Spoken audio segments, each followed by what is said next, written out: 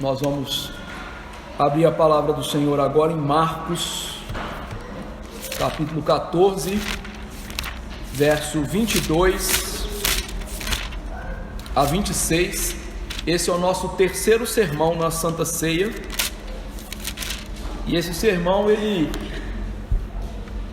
está baseado aqui em algumas fontes muito interessantes. Primeiro, o livro do Richard Barcelos sobre a Santa Ceia, o livro do Thomas Watson sobre a Santa Ceia, também o livro do R.C. Sproul sobre a Santa Ceia, o livro do Matthew Henry sobre a Santa Ceia e um dos sermões do Reverendo Gustavo sobre a Santa Ceia. Então, são muitas fontes aqui que os irmãos deveriam depois procurar para ler, ouvir, meditar. E ainda tem muitos outros livros sobre a Santa Ceia, como o do John Owen, também é fonte nossa aqui, para que os irmãos entendam melhor essa doutrina tão importante. Veja, esse é o terceiro sermão e nós vamos fazer 6 sermões só nesse texto sobre a Santa Ceia do Senhor.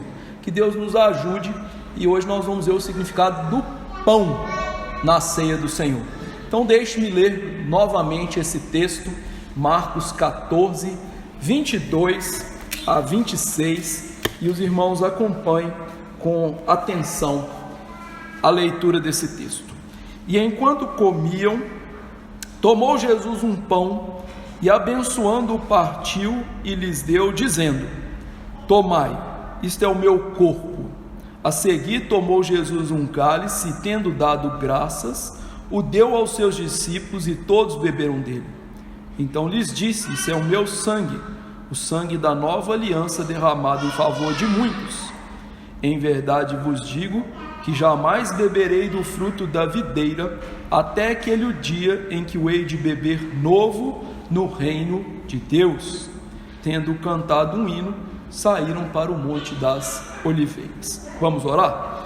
Nosso Deus Todo-Poderoso, Pai bendito, eu lhe agradeço por esse momento de exposição das Escrituras e peço que o Senhor possa me dar sabedoria para expor esse texto com precisão, a fim de que teu nome seja exaltado e que também os meus irmãos sejam edificados e firmados na santa rocha que é Cristo, o nosso Senhor.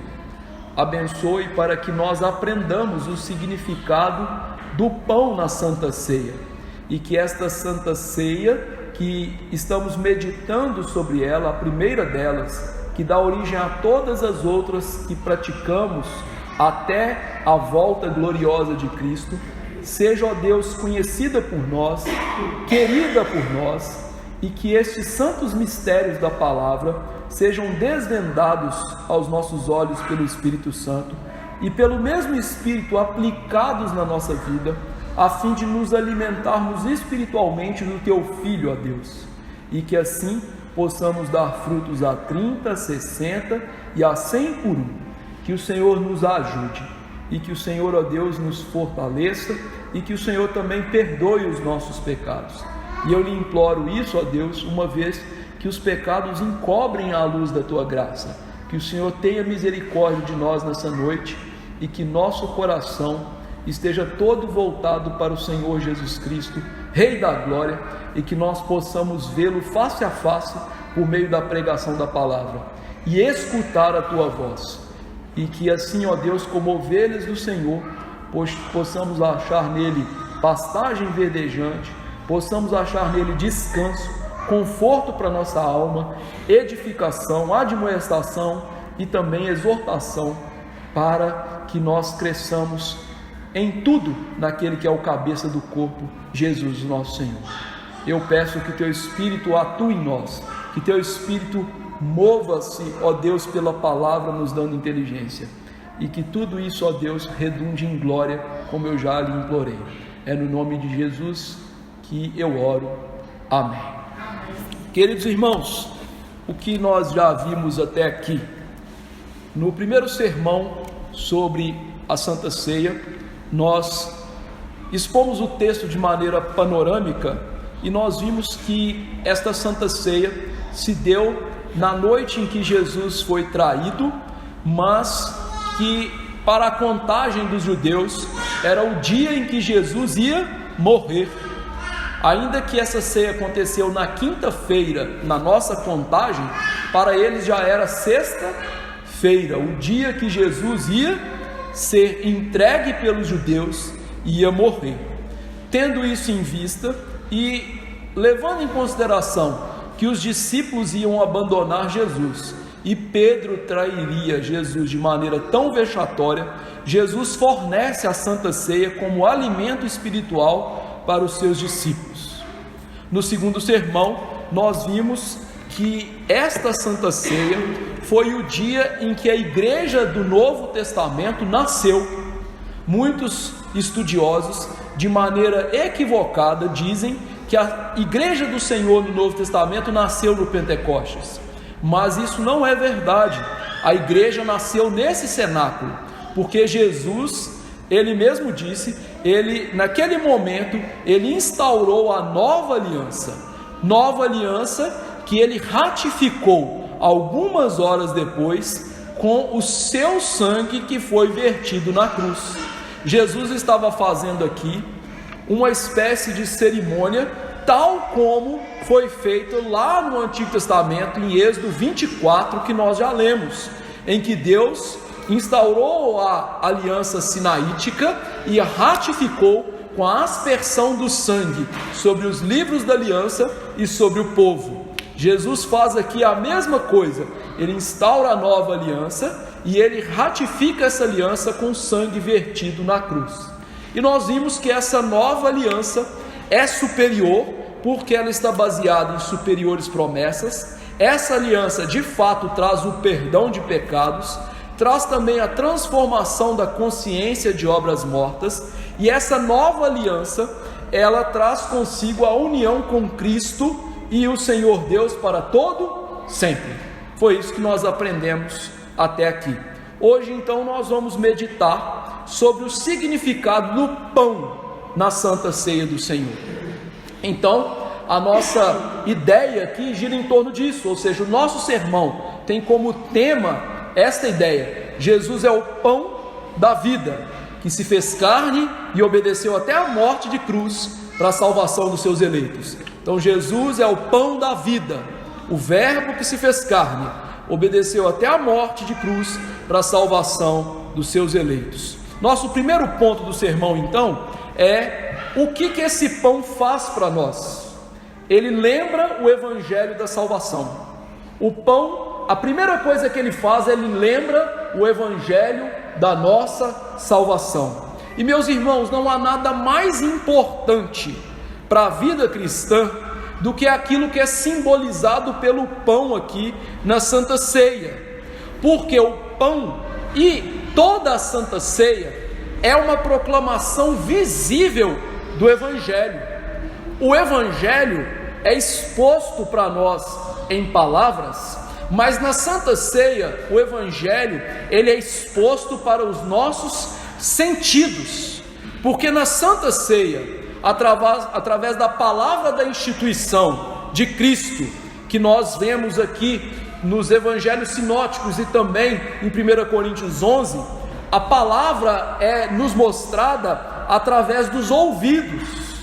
Com os elementos, o evangelho é visto e observado pelos nossos olhos, e com os nossos sentidos do paladar, nós provamos o evangelho, e também nós ainda sentimos o odor do vinho e sentimos o odor do evangelho, que é cheiro de vida para aqueles que são de Jesus Cristo.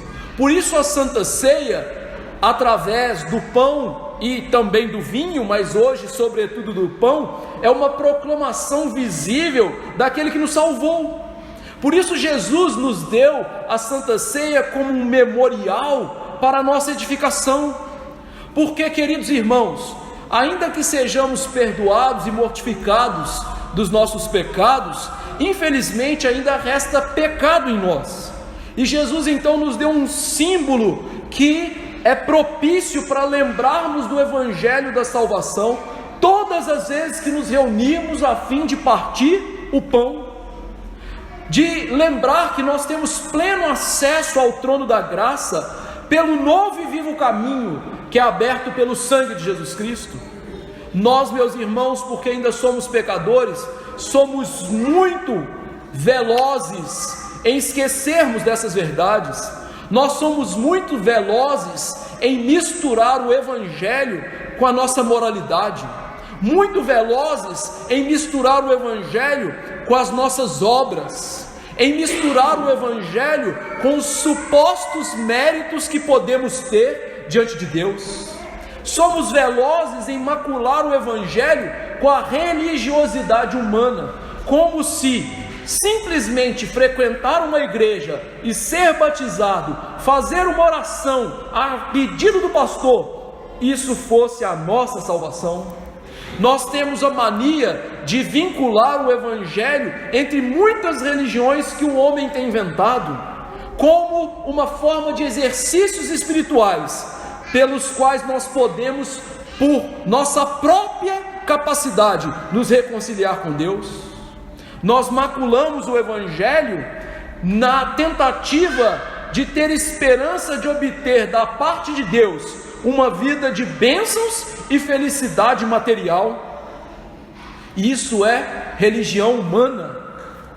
Nós maculamos o Evangelho ao acreditar que nós temos o poder de nos reconciliar com Deus. É por isso que as pessoas dizem: eu me converti, e não Cristo veio a mim, o Pai me levou a Cristo. Tudo isso não é Evangelho.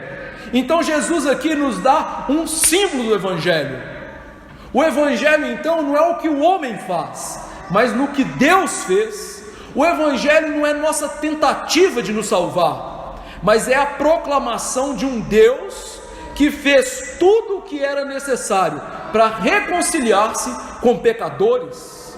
E nós temos a tendência de esquecer dessas verdades, esquecer que o Evangelho é a boa nova de que somente Deus pode salvar pecadores, e que Ele fez isso por um único caminho, o seu Filho Jesus Cristo. Afinal, foi isso que Jesus disse: eu sou o caminho, o único caminho, não há outros caminhos. E então o Evangelho é o Evangelho da graça. Foi isso que Paulo disse em Efésios 2, 8 e 9: pela graça sois salvos, mediante a fé. Isso não vem de vós, é dom de Deus, e não de obras, para que ninguém se glorie. Deus aqui então, por meio do seu Filho, nos deu um símbolo de que Ele nos ama, Ele nos perdoa, Ele nos trata como filhos somente por meio de Jesus, e tudo isso por causa da sua imensa graça. Este pão nos lembra: Deus nos ama quando Ele vê Cristo em nós, Deus nos perdoa porque Ele vê os méritos de Cristo sobre nós, Deus nos trata como filhos porque nós somos unidos a Cristo, o seu Filho. Nós precisamos constantemente de sermos lembrados destas verdades que estão aqui contidas na Santa Ceia e no pão da Santa Ceia. Cristo então nos deu um sinal visível desse Evangelho. É por isso que a Santa Ceia é tão importante. É por isso que a Santa Ceia é uma ordenança perpétua de Cristo a ser realizada até o dia da sua volta. Cristo nos deu esse memorial, Cristo nos deu esse santo símbolo do Evangelho. E veja, meus irmãos, que antes de nós vermos mais significados do pão na ceia, Cristo, Ele nos deu esse pão mesmo tomado da Páscoa, com um significado diferente do pão da Páscoa. É verdade que Jesus tomou o pão asmo da Páscoa, mas o pão da Páscoa e o pão da ceia têm significados diferentes. Quando nós lemos a instituição da Páscoa, lá em Êxodo, nós vemos que Deus institui a Páscoa, e Ele institui a Páscoa com pães asmos, um pão que não foi levedado, porque aquilo tinha para eles um significado. Deus libertaria o seu povo de maneira extraordinária, rápida, maravilhosa. É por isso que ele instituiu a Páscoa com pão asmo, que não leva fermento. A fermentação natural é bem diferente da fermentação que nós temos hoje. Na fermentação natural demora pelo menos 12 horas. Em alguns casos, por exemplo, como na pizza genuinamente italiana, 48 horas. Fermentação natural demora. Então Deus tira o fermento, mostrando para eles uma coisa: quando eu passar pelo Egito, através do anjo da aliança, matando os primogênitos, e vocês estiverem comendo o cordeiro, vocês têm que estar com a massa sem fermento, porque não vai dar tempo de vocês fermentarem o pão.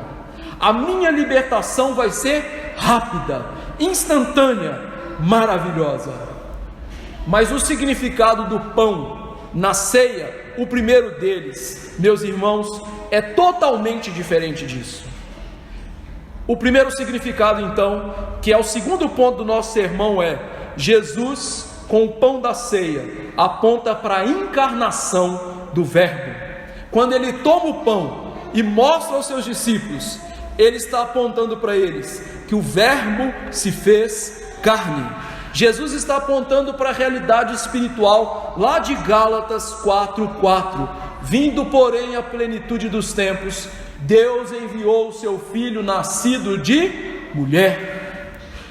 Significa aquilo que nós podemos ler lá em João 1,14: o Verbo se fez carne e habitou entre nós, cheio de graça e de verdade, e vimos a sua glória, glória como unigênito do Pai. O pão aponta para essa verdade: o Deus unigênito, aquele em que revela o Pai na sua encarnação. Ele, o próprio Deus, abre mão dos seus privilégios e se encarna. O Senhor Jesus coloca o seu dever, que ele assumiu na aliança da redenção, que nós vimos na semana passada, aliança eterna firmada entre o Pai e o Filho, e ele então diz: eu tenho que me encarnar. A segunda pessoa da Trindade, então, o Verbo de Deus, como chama João, ele não se apega ao fato dele ser Deus, mas devido à obra que ele tem de realizar, ou seja, fazer a nossa redenção, ele então se faz carne. Diz Paulo lá em Filipenses: ele se esvaziou, ele se despiu da sua glória, o que os teólogos chamam de aquecer da glória. Ou seja, o nosso Senhor se fez carne como um ser humano qualquer, ainda que sem pecado, e ele então escondeu a sua glória. É por isso que a glória de Jesus era visto em alguns eventos específicos, como por exemplo nos seus sinais, ou de maneira mais específica, quando ele subiu no Monte da Transfiguração e ele brilhou, e as suas roupas brilharam, e ele estava mais brilhante do que qualquer roupa de lavandeiro pode tornar-se branca nesse mundo. Jesus então se encarna, Jesus então vem às regiões inferiores, à terra, como diz Paulo, aos seres humanos pecadores, que estavam distantes de Deus, por conta dos seus delitos, dos seus pecados, do que eles se tornaram em Adão. Jesus então, ao tomar do pão, ele está apontando para o mistério do Natal, que o Filho de Deus, o Verbo eterno, que é consubstancial com o Pai, que é Deus de Deus, luz de luz, como diz o credo Constantino Politano, falou, ele, o próprio Deus, se tornou um ser humano. Aquilo que ele sempre foi, de toda a eternidade, ele esconde através da mortalha da capa humana, ou seja, do seu corpo natural. Ele assume a nossa natureza, e então ao tomar do pão, ele aponta para essa verdade, mostrando aos seus discípulos: eu, o próprio Deus, me tornei como um de vocês. Eu desci das maiores alturas, às profundezas do pecado, aonde vocês estão afogados no tremendal de pecado e de lama da miséria. Eu me humilho, eu me faço carne. E tudo isso Jesus fez com um propósito bem definido: resgatar o perdido. Ele faz isso para, como ele mesmo disse nas parábolas de Lucas, para alcançar as ovelhas desgarradas, para achar a dracma perdida, para alcançar o filho pródigo. É por isso que lá em João 6, como nós lemos, Jesus disse: eu sou o pão que desceu do céu. Lá em João 6, quando ele multiplicou o pão e peixe para aquelas pessoas comerem, que eles perguntaram: o que significa isso? Ele já afirmou essa verdade: eu sou o pão que desceu do céu, o Deus que se fez carne, o Filho de Deus, que estava sentado num trono de glória, que se faz homem, que se humilha, que se torna um como vocês. E qual é o nome disso? Graça, amor condescendente de Deus. É por isso que, como eu disse, o Evangelho não é o que nós fazemos para alcançar os céus, como as falsas religiões acreditam. Queridos irmãos, uma pergunta de vestibular: quantas religiões existem nesse mundo? Duas: a falsa e a verdadeira. A falsa, que está nas igrejas evangélicas, que está no forró, que está em qualquer outro lugar. E a verdadeira, o Evangelho da nossa salvação, que diz para nós: vocês não podem se salvar, o pão do céu tem que salvar vocês. A verdadeira religião diz: vocês não têm méritos para se aproximar de Deus, vocês não podem fazer nada para ir para os céus, nada para salvar vocês. A salvação então é Deus enviando o seu Filho em semelhante à carne pecaminosa, mas no tocante ao pecado. Então, quando Jesus toma o pão, Ele está ensinando isso para nós: o Senhor me enviou para salvar vocês. E essa é a verdade essencial do Evangelho, verdade que infelizmente tem sido esquecida nas igrejas. Pouco se prega o Evangelho nas igrejas. Basta observar o que muitos cristãos têm buscado nas igrejas: pregações que são coach, pregações que falam dos nossos sentimentos, pregações que falam de dinheiro, mas pouco se tem ouvido do Evangelho da salvação nas nossas igrejas.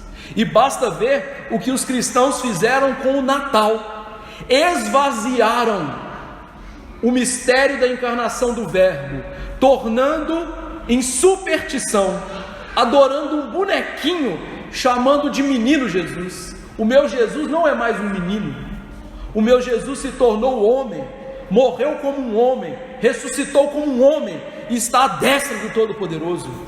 Ele não é mais um menino, ele foi um menino por pouco tempo na sua vida. As pessoas tornaram o Natal uma festa para se reunir e se empaturrar de comida, para dar presentes. Eles nem sequer lembram-se: o Natal significa o Verbo que se fez carne.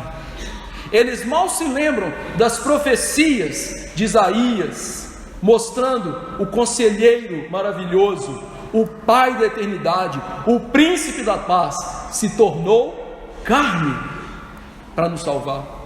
O Natal então é Deus enviando luz a esse mundo de trevas. Por isso João diz que a luz veio ao mundo. O Natal então, que aponta para esse pão, e o pão que aponta para o Natal, é Deus o Pai mostrando para a nossa natureza caída: vocês precisam de Deus que se fez carne, de alguém que assume o que vocês são, que se torna como um de vocês. E aí Jesus nos dá esse pão. Lembrem-se disso. Este é o pão da Santa Ceia.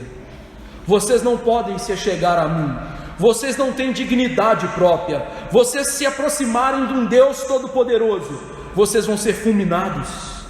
Vocês só podem aproximar através do pão que desceu do céu, o justo que morreu pelos injustos. O segundo significado então do pão é que quando o Senhor toma este pão e o abençoa, Ele está mostrando para nós que Ele obedeceu a Deus até o fim. Ainda que isso pareça, meus irmãos, uma teologia profunda, e talvez você esteja pensando: isso é muito para mim, O que eu estou pregando aqui é simplesmente o evangelho puro e simples, que muitos não têm familiaridade com ele, por aquilo que a igreja moderna se tornou. Mas estas verdades que estão aqui contidas no pão, que compõem o evangelho da salvação, são essenciais para que nós tenhamos fé verdadeira e sejamos salvos. Então nós precisamos aprender o quê? Que Jesus é o pão porque ele se fez carne, mas Jesus também é um pão porque ele obedeceu a Deus de todo o coração. Por isso que Jesus toma o pão e abençoa esse pão. Ao abençoar este pão, ele está mostrando: eu sou a fonte de todas as bênçãos espirituais. É interessante que lá no livro de Efésios, Paulo diz que nós temos toda sorte de bênção espiritual em Cristo Jesus. O pão abençoado aponta para isso. Cristo é quem nos dá toda a sorte de bênção espiritual que nós precisamos. Infelizmente, o evangelho mentiroso dos nossos dias, as pessoas têm buscado bênçãos financeiras, bênçãos temporãs. O evangelho dos nossos dias virou apenas algo para tapar o buraco das nossas necessidades físicas. E aí Jesus abençoa o pão mostrando: não é isso. A minha natureza humana está sujeita às misérias do pecado. A minha natureza humana é abençoadora. A minha natureza humana, que é simbolizada por esse pão, junto com a minha natureza divina, tem tudo o que vocês precisam para a sua salvação. Jesus então aponta para nós, meus irmãos, que ele, nessa natureza humana, ele foi como um de nós a tal ponto que ele passou as misérias do pecado que eram nossas. É por isso que no evangelho nós vemos Cristo tendo fome, Cristo tendo sede, Cristo sofrendo as agonias, inclusive de perder bons amigos como Lázaro. É por isso que Jesus passou por diversas privações, ao passo de não ter nada. Ele mesmo disse àqueles que queriam seguir: o Filho do Homem não tem aonde reclinar a cabeça. Ele chorou por Jerusalém, por ver que aquela cidade seria destruída, porque não aderiu a ele. Ele chorou pelos seus amigos que morreram. Ele foi pobre, ele nasceu como um pobre. A sua mãe e o seu pai deram ofertas de pobre, e ele sofreu como nenhum outro. E meus irmãos, talvez você pense sobre o sofrimento de Cristo só como um sofrimento físico. Não, Cristo sofreu também na sua alma, tanto que lá naquela cruz do Calvário, Jesus falou da sua angústia. Jesus clamou ao Pai, dando um brado de confiança, mas que mostrava toda a sua angústia: Deus meu, por que me desamparaste? Lá no Getsêmani, Jesus soa sangue e diz: Pai, se possível, passa de mim este cálice. E este é o maior sofrimento de Jesus, o cálice que ele bebe por nós, o cálice da ira de Deus, que era o inferno de cada um dos crentes, que ele sorve naquele momento da cruz do Calvário. Jesus então, como os teólogos dizem, ele sofreu o inferno na cruz de maneira intensiva, daquilo que os seus eleitos sofreriam de maneira extensiva na eternidade. O pão aponta para essa realidade do sofrimento de Cristo, aponta para o fato de Cristo também ser um pão abençoador, porque ele obedeceu a Deus. Em Gálatas 4:4, que eu já citei, a primeira parte eu disse que Deus enviou o seu filho de mulher. A segunda parte diz: nascido sob a lei. O Senhor Deus, a segunda pessoa da Trindade, o Verbo eterno, que está acima da lei, que é a própria lei, porque Deus é a própria lei moral, ele se coloca debaixo da lei, se sujeita à lei. E então Jesus faz aquilo que Adão não fez. Adão desobedece, quebrando a aliança do pacto de vida pelas obras. e com essa desobediência nos torna pecadores. Isso está lá em Oséias 6,7, que diz: eles se portaram aleivosamente contra mim, quebraram a minha aliança como Adão. Aquilo que Adão devia fazer, não fez, Cristo fez. Ele se submete à lei de Deus, e ele obedece em todas as coisas. Ele cumpre toda a justiça de Deus. Ele diz lá em Mateus 5: não penseis vós que eu vim revogar a lei, antes eu vim cumprir a lei. Foi ele mesmo que disse no capítulo 3 do mesmo evangelho segundo Mateus, quando seu primo João Batista não quis batizá-lo, ele falou: convém cumprir toda a justiça, dizendo então que ele deveria obedecer todos os ditames de Deus, tanto na sua lei cerimonial, quanto na sua lei moral e na sua lei civil.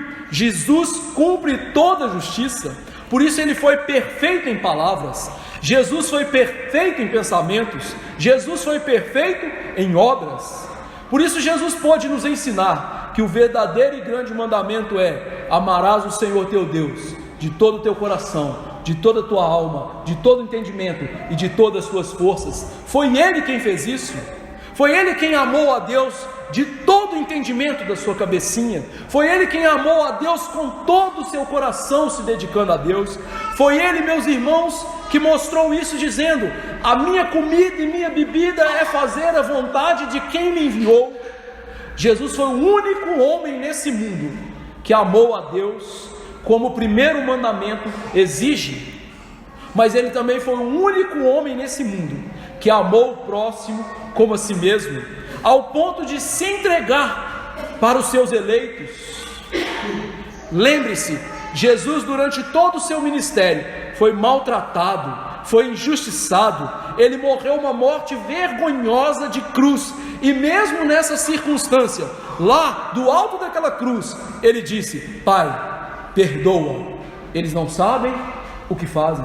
E como disse Pedro, ele não respondeu mal por mal, não havia dolo na sua boca, ele nunca insultou pessoas de maneira injuriosa, ainda que tenha falado a verdade em amor e de maneira dura, como nós lemos em João 6, e também lá em João 8, ele até chamou os judeus de filhos do diabo, mas nunca teve dolo na sua boca.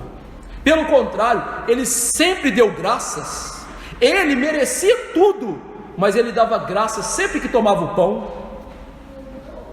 Ele bendisse a Deus sempre, e ele demonstrou amor a Deus sempre, e ele demonstra amor ao próximo sempre, mesmo quando aquelas pessoas quiseram o seu mal. E é por isso que Jesus toma o pão asmo da Santa Ceia. Eu já mostrei que aquele pão asmo na Páscoa tinha outro significado, mas agora na ceia, Paulo nos ensina porque ele tomou o pão asmo. Lá em 1 Coríntios 5,7 ele diz: lançai fora o velho fermento, para que sejais nova massa, como sois de fato sem fermento. Pois também Cristo, nosso Cordeiro Pascal, foi imolado. Veja, Cristo é o pão sem fermento. O asmo aponta para a pureza de Cristo. Lembre-se que nas Escrituras, muitas vezes o fermento aponta para o pecado. Quando então Paulo disse que Jesus era o pão asmo, ele está mostrando que ele era o pão asmo de santidade, para o fato dele ser sem pecado, que toda a sua vida foi completamente pura, mesmo durante os momentos mais difíceis. Então Cristo foi puro desde a formação no ventre de Maria. Como o anjo disse: o ente que será gerado em você será um ente santo, mas toda a sua vida foi pura. Tanto que Lucas faz questão de registrar que o nosso Senhor crescia em santidade e obediência diante de Deus e dos homens. Ele crescia em estatura, sabedoria e graça, e nunca pecou. Ele foi tentado em todas as coisas, como diz Hebreus, e nunca pecou. Por isso ele é o pão asmo oferecido ao Pai. Ele é o pão da farinha pura do Antigo Testamento. Ele é o pão que se santifica para ser o nosso sacrifício. E isso nós chamamos de obediência ativa de Cristo. Jesus vive a vida perfeita em todas as coisas. E a pergunta é: qual é o motivo? E eu gostaria de lembrar vocês um episódio muito conhecido das Escrituras. O episódio que conta para nós a história do jovem rico. O episódio que fala do jovem rico mostra um homem que queria viver perfeitamente para ganhar a sua salvação. A ideia dele é: o que eu posso fazer para ganhar a minha salvação? Não foi isso que ele perguntou? Então veja, o ser humano pode até querer viver de maneira perfeita para ganhar a sua salvação. Isso é o que a falsa religião faz. E Jesus então apontou para aquele jovem e disse: você conhece os mandamentos, vive esses mandamentos de ser perfeito. Só que Jesus aponta para ele o quê? Você tem que vender tudo, dar aos pobres, me seguir. Mostrando para ele o quê? Ele nunca amou a Deus de todo o seu coração, humilhando aquele homem, mostrando que ele não tinha méritos, justiça, perfeição. Mas quando Cristo obedece, ele faz isso com um propósito muito diferente: morrer por nós. É isso que Paulo fala em Filipenses 2, 7 e 8. Antes a si mesmo se esvaziou, assumindo a forma de servo, tornando-se em semelhança de homens, e reconhecido a figura humana, a si mesmo se humilhou, tornando-se obediente até a morte e morte de cruz. Jesus obedeceu de maneira perfeita para morrer por você, porque ele tinha que ser o sacrifício perfeito ao Pai, e que isso dependia de toda a sua obediência. Então, enquanto os homens querem ser perfeitos para se salvar, Jesus é perfeito para morrer por nós, para entregar um sacrifício que vai ser aceito pelo Pai das luzes, que é perfeito, que não tem sombra de variação ou mudança. Além disso, Jesus vive a vida perfeita porque a justiça de Deus tinha que ser satisfeita. Jesus precisava cumprir a justiça de Deus, obedecer completamente os mandamentos de Deus. Afinal, o prêmio da obediência é a vida eterna, e não é isso que Cristo nos dá? Em terceiro lugar, Jesus tinha que obedecer de maneira perfeita, porque ele precisava de fazer a expiação do nosso pecado. Isto é, o nosso pecado precisava ser perdoado, o nosso pecado, a nossa dívida precisava ser coberta. E para isso, além de obedecer, Jesus tinha que obedecer de outra maneira, de maneira passiva. Isto é, se sujeitando ao castigo que era nosso. Jesus, meus irmãos, além de cumprir os mandamentos de Deus, Jesus também tinha que sofrer o castigo que era nosso. Por isso que Isaías diz: o castigo que nos traz a paz estava sobre ele. Por isso que Paulo diz que aquele que não conheceu o pecado se fez pecado por nós. Jesus tinha que obedecer passivamente, tomando sobre ele tudo que era nosso. O pão aponta para essa realidade, o sofrimento de Cristo em nosso lugar. Por isso, além de abençoar o pão, o que ele faz? Ele parte o pão, mostrando que eu consagro minha vida para ser partida por vocês. Eu consagro minha vida, me santificando a mim mesmo, para moer o meu corpo por vocês, para ser o cordeiro que tira o pecado do mundo por vocês. Mostrando então, meus irmãos, que nossa religiosidade não tira pecados. Às vezes as pessoas, quando elas pensam que elas podem se salvar, elas são tão ignorantes que elas não entendem essas realidades. Se uma pessoa quiser se salvar, ela precisa não só obedecer, a gente fala isso, mas ela precisa expiar o seu pecado, que também ela tinha que sofrer a ira de Deus para isso. Então, se uma pessoa quer se salvar, além de obedecer os mandamentos de maneira perfeita, tinha que suportar a ira de Deus. E eu lhe faço a pergunta: quem pode suportar a ira de Deus? Ninguém. Então, se você está aqui hoje com o sentimento de que você pode se salvar, se você ouve isso em falsas igrejas, saiba que você precisa aprender o Evangelho e ser salvo. Você ainda não é um crente, você é um ímpio, hipócrita, que só fala o nome de Jesus da boca para fora, porque você tem que entender essa verdade. Jesus é o pão que obedece perfeitamente, mas Jesus é o pão que é partido, o pão que sofre o sofrimento do inferno, o pão que sofre a perfeita justiça de Deus, porque Deus não pode tolerar pecados.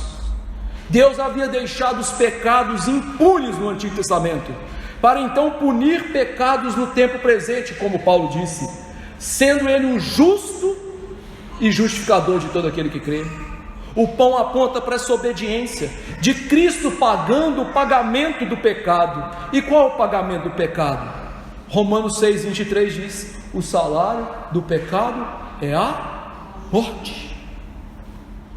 Então, quando nós tomamos o pão da ceia, nós temos que nos lembrar da morte voluntária e vicária, substitutiva de Jesus. Ao tomarmos o pão, ao participarmos da ceia, nós não podemos reduzir esse pão a um memorial. Eu disse que ele é um memorial, mas ele não é só um memorial. Você e eu temos que lembrar desse Evangelho, do grande amor de Jesus, que se revela por cada um que ama a Ele, que crê nele, que busca a sua glória. Nós devemos nos lembrar do Cristo redivivo, que assumiu as consequências do pecado que nós merecíamos, e ele nunca, jamais, o justo morrendo pelos injustos. Em último lugar, o pão simboliza o alimento espiritual do Senhor para os seus discípulos. O pão, meus irmãos, simboliza aqui o alimento espiritual. Jesus então, por isso, toma o pão e dá aos seus discípulos. Por quê? Quando o alimento ele adentra em nossos corpos, através dos processos biológicos que nós conhecemos, ele é digerido, processado e ele se torna parte de nós. As nossas células, elas são lipoproteicas, isto é, elas são formadas de lipídios e proteína, de gordura e de carne, digamos assim. As novas células vêm dos alimentos que nós tomamos. Aquilo que nós consumimos se torna o que nós somos. Além disso, o alimento nos dá vida, faz o nosso corpo funcionar. O alimento também nos dá prazer. Quem não gosta de comer um bom churrasco, comer uma boa massa, um bom pão de queijo de nós mineiros, não é mesmo? O alimento sustenta, o alimento também alenta. Você lembra de Elias, quando esteve numa dureza espiritual terrível, antes de Deus curar a sua alma, a primeira coisa que ele fez foi, lhe deu pão e água, e mandou ele descansar. Por isso a palavra pão nas Escrituras é geralmente usado de uma maneira figurada para exemplificar tudo aquilo que precisamos para viver. Então na Bíblia o pão é uma expressão de tudo que é necessário. Foi assim que Jesus ensinou a nos dirigir a nós, ensinar a orar. Lá na quarta petição da oração dominical diz o quê? O pão nosso de cada dia dá-nos hoje. Deixa eu lhe perguntar, alguém pode viver só de pão? Não. Nós não temos que comer outras coisas? Nós não temos que beber? Pois é, o pão representa tudo o que é necessário. É como se Jesus estivesse ensinando a orar assim: Deus, tudo aquilo que eu preciso para viver hoje, me conceda, para que eu possa viver. E é interessante que isso é apresentado no Antigo Testamento, lá em Provérbios 30, 7 a 9, um dos mais conhecidos e queridos provérbios, diz assim: 2 coisas te peço, não mas negues, antes que eu morra, afaste de mim a falsidade e a mentira, não me des nem a pobreza nem a riqueza, dá-me o pão que me for for necessário, para não suceder que eu, estando farto, te negue e diga: quem é o Senhor? Ou que empobrecido venha furtar e profane o nome de Deus. O sábio Agur estava ensinando para nós que nós precisamos do pão, isto é, tudo aquilo que é necessário para o nosso sustento, para a nossa vida. Então este é o significado do pão, materialmente falando nas Escrituras. Mas na Santa Ceia, esse significado espiritual é acrescido um significado maior. A ideia então é aquilo que é aplicado à nossa alma e não ao corpo. Por isso Jesus havia ensinado esta verdade em João 6, 53 a 56. Ele diz: em verdade vos digo, se não comerdes a carne do Filho do Homem e não beberdes o seu sangue, não tem vida em vós mesmos. Quem comer a minha carne e beber o meu sangue tem a vida eterna, e eu ressuscitarei no último dia, pois a minha carne é verdadeira comida e o meu sangue é verdadeira bebida.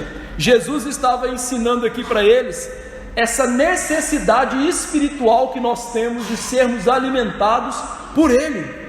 Jesus não estava ensinando aqui, meus irmãos, algo literal. Em primeiro lugar, isso não é assim. Por quê? Porque aqueles irmãos que estavam ali e judeus que estavam ali, quando ouviram Jesus falando comer carne e sangue, eles perguntaram assim, atônitos: ele está realmente mandando a gente comer carne e sangue? Eles fizeram isso por quê? Porque eles entenderam literalmente a fala de Jesus, e ao entender literalmente, eles pensaram o quê? Jesus está quebrando a lei de Moisés, que diz que o canibalismo é pecado. É interessante que as pessoas entendiam literalmente essas falas, que os cristãos passaram dificuldade com isso, sabia? Os nossos irmãos, quando estavam debaixo do poder do Império Romano, e o Império Romano ainda não havia se tornado cristão, e portanto eram perseguidos e mortos, tiveram que cultuar muitas vezes nas catacumbas, ou em casas, escondidos. E ao ministrar a Santa Ceia, eles falavam: isso é o meu corpo, isso é o meu sangue. E os romanos os acusavam de canibalismo. Olha que coisa! Porque as pessoas entendiam isso literalmente, mas Jesus não está falando literalmente. Lembre-se, Jesus falou: eu sou a videira verdadeira. Jesus é uma planta. Percebe? Jesus não é uma planta. Jesus está usando essa linguagem metafórica para ensinar para nós o que? No sentido espiritual: sou eu que alimento vocês, eu sou a fonte de vida de vocês. E é por isso que a verdadeira vida espiritual está em Cristo. Eu acabei de citar o trecho da videira verdadeira, e a nossa irmã orou aqui hoje falando sobre isso. Ou seja, aqueles que estão unidos a Cristo podem fazer coisas espirituais. Sem mim nada podeis fazer. O que Jesus estava ensinando lá é: eu sou aquele que transmito vida a vocês. E pelo pão ele está transmitindo a mesma verdade. Sou eu que transmito vida a vocês, sou eu que sustento vocês, nessa figura de linguagem. E veja, a ideia dele é fazer uma analogia. Assim como nós comemos o pão, e ele é absorvido, e se torna fonte de energia, e se torna parte de nós, quando nós tomamos a Santa Ceia, nós nos tornamos um com Cristo. Cristo é absorvido por nós, Ele nos energiza para a vida cristã, Ele é aquilo que nós somos agora, parte de nós, e nós nos alimentamos dele. Jesus está lembrando isso da Santa Ceia, da nossa união com Ele, que nós já aprendemos que é uma união mística, isto é, espiritual, misteriosa, profunda, inviolável. Nós não estamos mais isolados de Deus, nós estamos unidos a Ele espiritualmente. É por isso que Paulo diz que nós somos corpo de Cristo.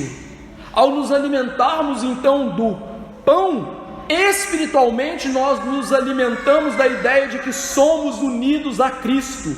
de maneira legal e representativa. O que significa isso? Primeiro, o que pertence a Cristo, pertence a nós.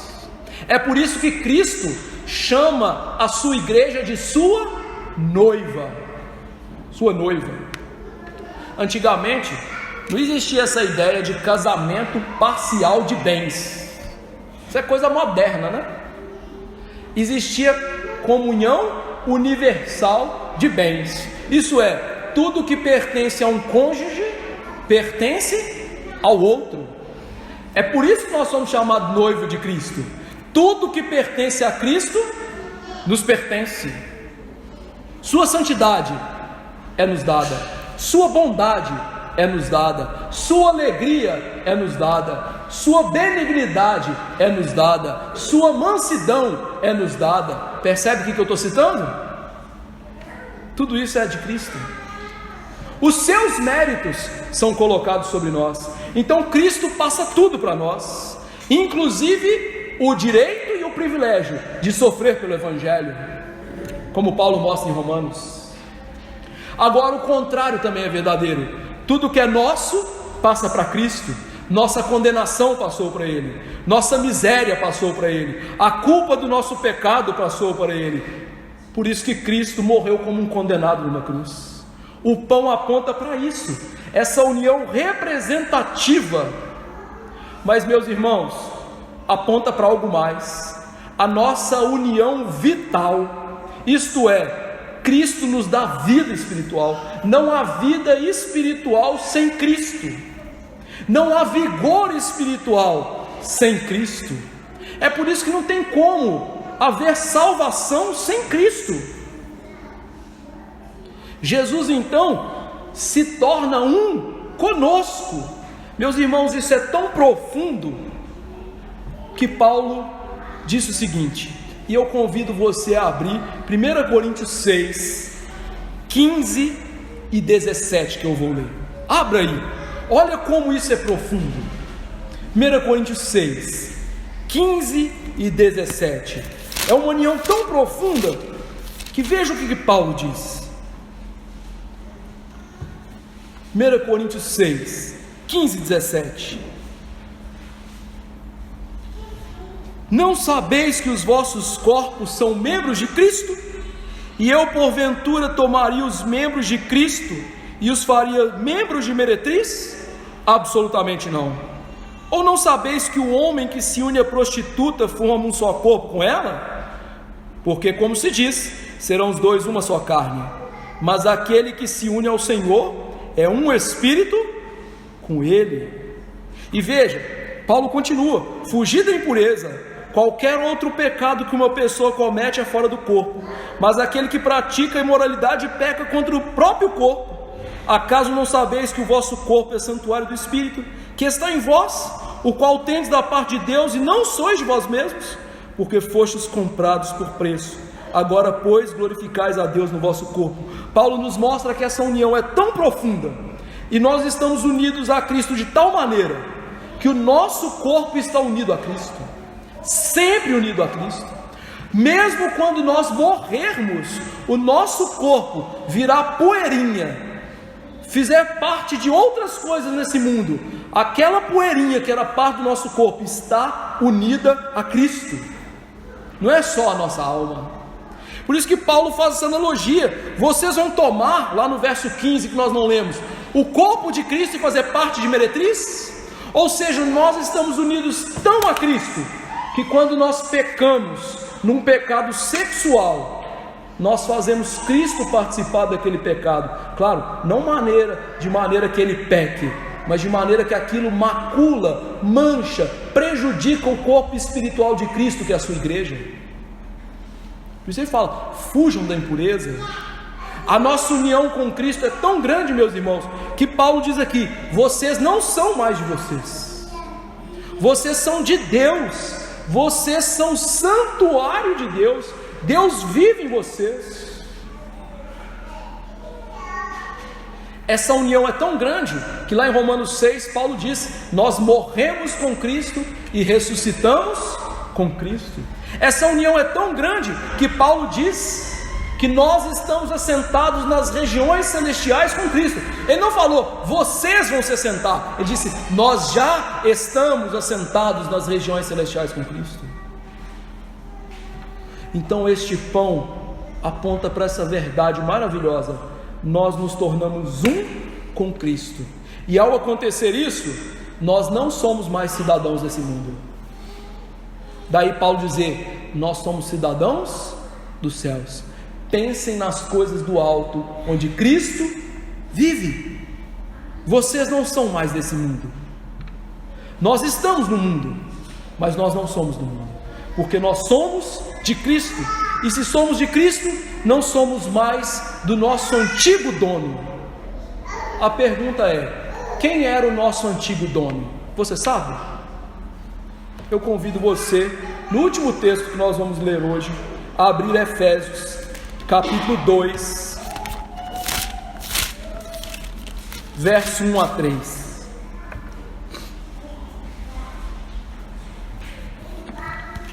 Efésios 2, 1 a 3.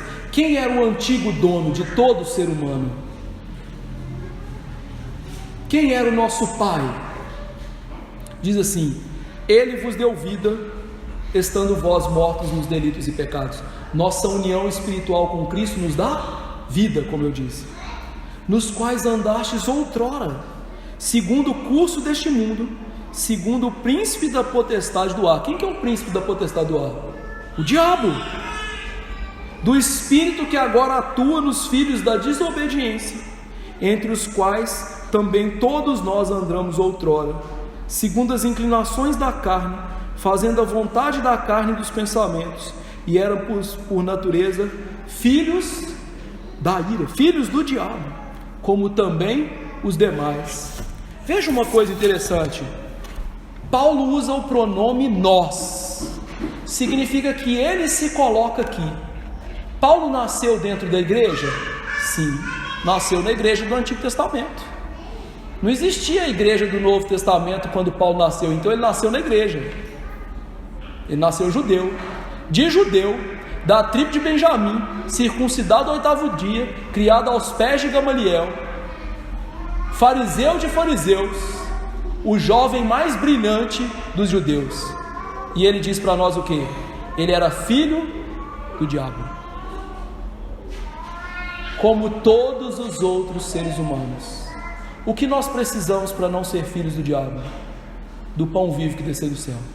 Ele se unirá a nós. Como viver esse texto? Primeira aplicação. Lembre-se, é uma ordem, lembre-se. A ceia serve para te lembrar. Lembrar o que? Você não fez nada para a sua salvação. Você não contribuiu com nada para a sua salvação. Como nós acabamos de ler, você estava morto em delitos e pecados. Então Deus, na plenitude dos tempos, Ele envia o seu Filho, depois Ele envia o seu Espírito e te dá a vida. A ceia nos lembra disso, e é por isso que nós devemos nos chegar à Santa Ceia com dignidade, e é por isso que nós podemos nos chegar à Santa Ceia com dignidade, porque nós sabemos, não fomos nós que fizemos algo para a nossa salvação, foi Jesus Cristo que fez tudo o que nós precisamos para a nossa salvação. Foi Jesus quem ofereceu o seu corpo para ser partido para cada um de nós aqui que cremos em Jesus Cristo como único Senhor e Salvador das nossas vidas. Segunda aplicação: qualquer outra forma de compreender a salvação com contribuição de obras humanas é um orgulho humano disfarçado de falsa religião. Aqueles que dizem que nós precisamos de filantropia e de bondade, que é uma suposta bondade para nos salvar, são mentirosos. A Santa Ceia nos faz lembrar: Deus nos salvou. A verdade é, nós estávamos sem Deus no mundo. A verdade é, não havia temor de Deus diante dos nossos olhos, como disse Paulo. A verdade é que todos nós estávamos desviados, que os nossos pés eram velozes para derramar sangue, que nós éramos inúteis por natureza, que nós éramos escravos do pecado, do diabo e desse mundo. E Deus então nos ama primeiro, e Deus então vem a nós primeiro pelo seu Santo Espírito, e pelo seu Santo Espírito e pela pregação nos conduz a Cristo, e assim perdoa o nosso pecado.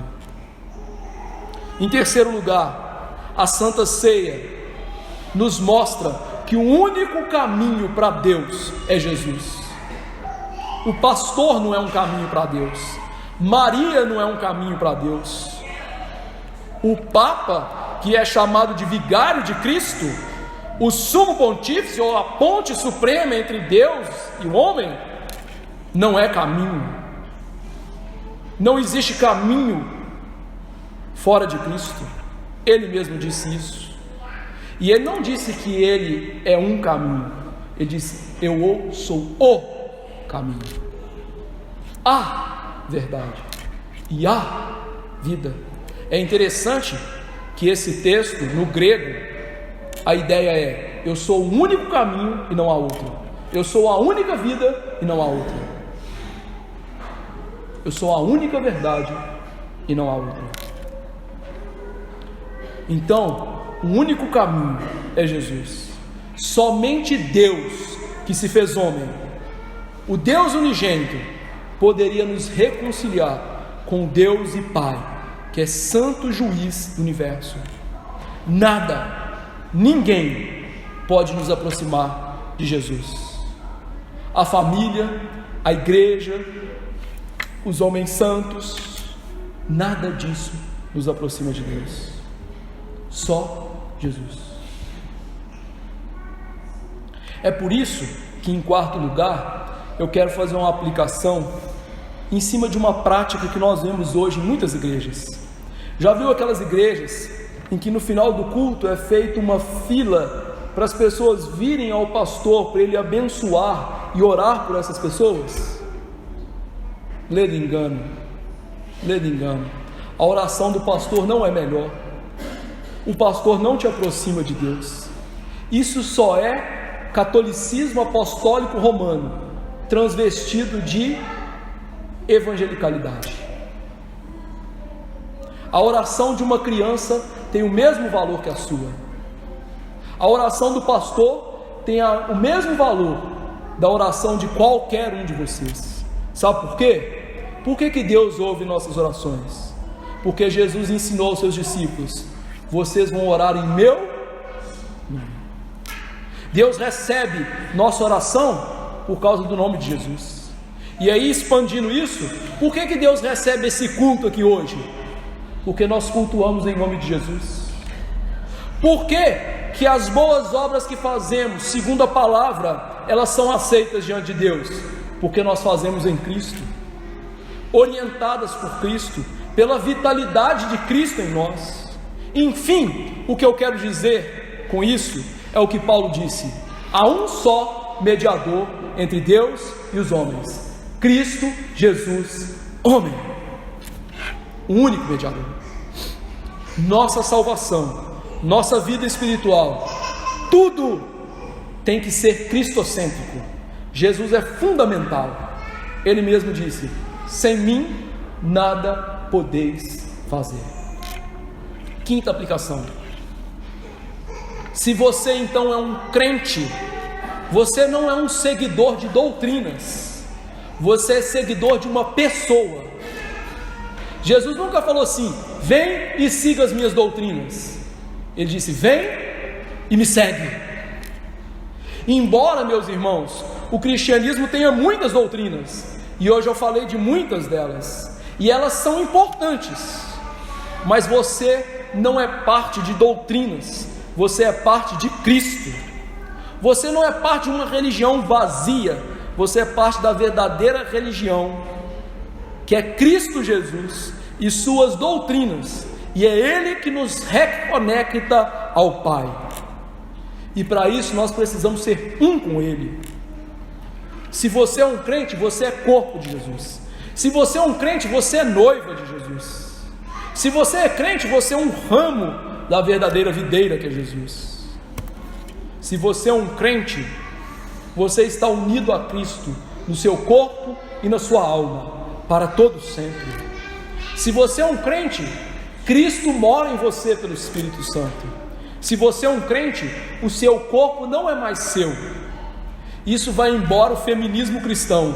O corpo é meu, eu faço dele o que eu bem entender. Paulo diz: não, vocês não são de vocês mesmos. O seu corpo é de Jesus. Você tem que tratar o seu corpo bem, porque o seu corpo não é seu. Ainda que você e eu estejamos então vivendo desse mundo, espiritualmente, nós estamos assentados nos céus com Jesus. Isso é ser um cristão, é ser um com Cristo. Sexta aplicação: o pão é útil. O pão foi planejado por Deus como os outros confortos e deleites humanos, assim como a música deleita os nossos ouvidos, assim como a cor e a arte deleita os nossos olhos. Portanto, Cristo é proveitoso. Não há subsistência espiritual sem Cristo. Além disso, assim como o pão satisfaz, a única satisfação verdadeira que vamos ter nesse mundo é Cristo Jesus. É por isso que muitas pessoas não estão satisfeitas. Eu só vou estar satisfeito até eu casar. Ele casa, vai estar satisfeito? Não. Eu só vou ser satisfeito quando eu tiver 4 filhos. Ele tem 5, ele vai estar satisfeito? Não. Eu só vou ser satisfeito se eu ganhar 30 mil. Ele ganha, vai estar satisfeito? Não. Eu só vou ser satisfeito quando os meus filhos formarem na melhor universidade. Ele vai estar satisfeito? Não. Por que não? Em todas essas falas, ele está buscando satisfação em quê? Naquilo que não satisfaz. A Bíblia diz que a nossa alegria e satisfação está em Jesus.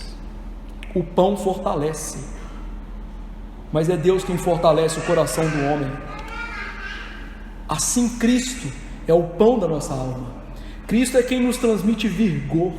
Cristo é quem fortalece cada um de nós nas nossas tentações. Cristo é quem nos dá força para suportar o trabalho da seara espiritual e também o trabalho desse mundo. E assim como o pão levantou o profeta e fez ele andar 40 dias e 40 noites, Cristo é o pão vivo que vai nos fazer caminhar até o fim da nossa salvação. Sétima aplicação: eu e você estamos unidos a Cristo. Isso significa que a gente tem que ter uma vida de santidade. O santuário de Deus tem que ser santo. Portanto, a minha vida e a sua vida tem que ser santas. Nós precisamos de nos afastar do pecado. Nós temos que lutar incansavelmente com o pecado no nosso coração e nas nossas atitudes. Nós temos que ter o alvo como de Paulo, a perfeição. E quando nós esbarrarmos na nossa imperfeição, nós nos lembremos: Cristo purificará completamente a nossa alma e o nosso corpo no dia da ressurreição. E que essa seja a nossa esperança. Oitava aplicação: muitas pessoas hoje questionam a realidade da ressurreição do corpo. A ressurreição do nosso corpo é certa, porque Jesus está ligado a nós. O nosso corpo está ligado a Jesus. O nosso corpo pertence a Jesus. É tão interessante que os nossos catecismos reformados perguntam: quais são as bênçãos que Cristo nos concede na hora da nossa morte? E uma das bênçãos é que o nosso corpo, que vai para a terra, permanecerá unido a Cristo até o dia da sua volta. É por isso que nós vamos ressuscitar com o nosso corpo mesmo. Claro, ressuscitar com o corpo espiritual, adequado à vida celeste com Cristo. Sim, revestido de incorruptibilidade, sim, cheio de santidade, vigor, poder, mas o mesmo corpo, porque o nosso corpo está unido a Jesus. Então, querido irmão, já que esta é uma realidade essencial para o Evangelho, porque a ressurreição do corpo faz parte do Evangelho, cuide bem do seu corpo. Você tem dormido adequadamente? Você tem comido de maneira modelar, ou seja, que tem moderação e é aquilo que é necessário para o corpo? Você tem abusado do seu corpo em trabalho, em entretenimento? Você tem cuidado da sua saúde fazendo exames rotineiros? Nós homens, que eu diga, né? Minha mulher não marcar o médico para mim, eu não vou de jeito nenhum. Pecado. A gente tem que cuidar do nosso corpo, porque o nosso corpo é santuário do Deus vivo. Olha como que essa doutrina é importante. Em último lugar, se você está aqui e você ainda não conhece Jesus como o verdadeiro Salvador e Senhor da sua vida, se você ainda não conhece Jesus como aquele que fez tudo para a sua salvação, se você está aqui hoje acreditando que sua salvação é porque você tomou iniciativa, é porque você faz coisas, eu lhe convido nessa noite a invocar o nome do Senhor. Peça a Ele que lhe dê uma nova natureza, um novo coração. Peça a Ele que lhe dê o Espírito Santo, e Deus não dá o Espírito Santo por medida. Peça a Ele que perdoe o seu pecado. Peça a Ele que seja o Senhor da sua vida em todas as áreas, porque todo aquele que invocar o nome do Senhor será salvo. E que Deus nos abençoe para participarmos do pão vivo que desceu do céu. Vamos, irmãos, encerrar o culto nessa noite. Nos coloquemos de pé e vamos orar que esse pão vivo nos alimente e nos salve. Senhor, louvado seja o teu nome por Jesus Cristo, o pão do céu. Ah, Senhor, dá-nos sempre desse pão. Que Jesus seja o nosso alimento, que Jesus seja toda a nossa vida espiritual, que a nossa vida seja centrada em Cristo, que a nossa vida nós possamos demonstrar verdadeira confiança em Cristo Jesus, entendendo que nada que somos ou fazemos pode acrescentar alguma coisa na obra de Jesus. Que o Senhor, ó Deus, possa nos dar um verdadeiro arrependimento de obras mortas para vivermos para Jesus o pão asmo. Que nossa vida seja sem fermento, que nossa vida seja unida a Cristo de tal maneira, e assim venhamos a fugir da imoralidade, fugir do pecado. Que Cristo transforme o nosso pensamento, que Cristo transforme a nossa vontade, que Cristo nos dê força espiritual, para que então nós amemos o Senhor como Ele amou, com tudo que somos. Que Cristo, ó Deus, seja o nosso próximo e nos ensine a amar o próximo, de maneira que nós tenhamos o próximo como superior a nós mesmos. Que este seja o sentimento que houve em Cristo, que haja em nós. Foi assim que Paulo nos exortou e nós lemos hoje. Que nós então vivamos uma vida sacrificial para Cristo e pelo próximo. E Senhor, que nós nos voltemos para esse Evangelho. Que vergonha a igreja dos nossos dias pregando outro Evangelho. Que vergonha aqueles que se dizem crentes participarem de um show profano, mundano, desgraçado como esse que está acontecendo na nossa cidade. Que vergonha um pastor ir lá e convocar a sua igreja para ir lá e ainda acreditar que está fazendo vantagem em estar naquele ambiente dos demônios. Senhor, tenha misericórdia para a gente voltar a esse Evangelho da Santa Ceia, que sim, é salvação pelo que Cristo fez, mas sim, é o Evangelho de santidade, de asmos de sinceridade e de verdade. Ah, Senhor, que nossa vida seja sem fermento, que nossa vida seja uma vida piedosa, nutrida por Cristo, para glorificar o Senhor. E se nós estivermos fracos, assim como o pão nos sustenta, que Cristo venha nos sustentar. Se estivermos, ó Deus, taciturnos por causa do pecado, assim como o pão alegra, que Cristo venha ser a nossa alegria. Se estivermos sedentos, que Cristo venha matar a nossa sede espiritual como o pão vivo. Se nós estivermos com fome espiritual, fome de justiça, que Cristo seja a nossa justiça. Senhor, que nós estejamos unidos a Cristo de tal maneira que o chamemos de Pai, e de fato o Senhor é um Pai maravilhoso que está nos céus. Que nós estejamos unidos a Cristo de tal maneira que nós soframos pelo Evangelho como Cristo sofreu. E Senhor, eu te agradeço, porque se estamos unidos a Cristo, Jesus obedeceu por nós, e nós hoje obedecemos não para nos salvar, mas porque nós somos livres e escravos da justiça, como Paulo disse em Romanos 6:22, somos servos da justiça, doulos, escravos da justiça, e que nós obedeçamos como honra e glória de Jesus, e que façamos isso, ó Deus, não para ser salvos, mas porque fomos salvos. E se nós estamos unidos a Cristo, que nós possamos sair daqui dando pulos de alegria, porque todo o nosso pecado, toda a justiça do Senhor foi lançada em Cristo, a ira do Senhor foi lançada sobre Ele, e jamais sofreremos o inferno, porque Cristo está conosco. Ó Senhor, faz morada na sua santa igreja, faz morada em mim, faz morada em cada um de nós, em nome de Jesus, amém. Que a graça do Senhor Jesus, o amor de Deus, o nosso bendito Pai, e a eterna consolação do Espírito estejam com os eleitos do Senhor hoje e para sempre, amém.